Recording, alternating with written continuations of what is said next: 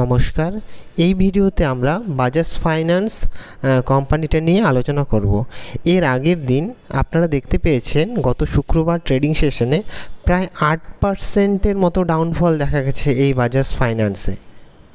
এখন বর্তমানে বাজাজ ফাইন্যান্স দেখতে পাচ্ছেন 6,730 টাকায় ট্রেড করছে, আর গত আগের দিন 8%-এর কাছাকাছি প্রায় ডাউনফল দেখা গিয়েছে।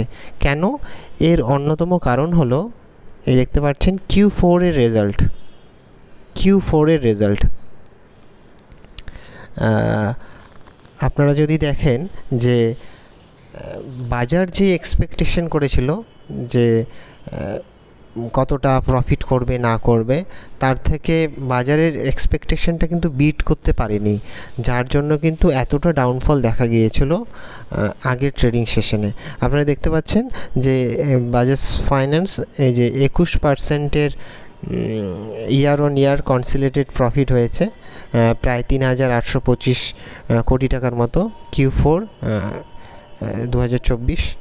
আর নেট ইন্টারেস্ট ইনকামও মানে বাজার যেটা এক্সপেকটেশন করেছিল তার থেকে অনেকটাই কম।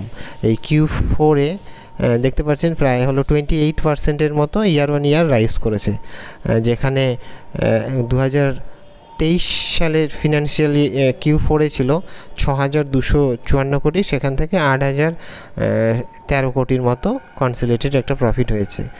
এটা মানে বাজার যে এক্সপেকটেশনটা রেখেছিল বাজাজ ফাইন্যান্সের কাছে তার থেকে অনেকটাই কম, যার জন্য কিন্তু আগের ট্রেডিং সেশনে আর কি এই বাজাজ ফাইন্যান্সের প্রায় হলো 8% ডাউনফল দেখা গিয়েছিল। ধন্যবাদ। ভিডিওটি যদি ভালো লেগে থাকে চ্যানেলটিকে সাবস্ক্রাইব করবেন এবং শেয়ার করবেন।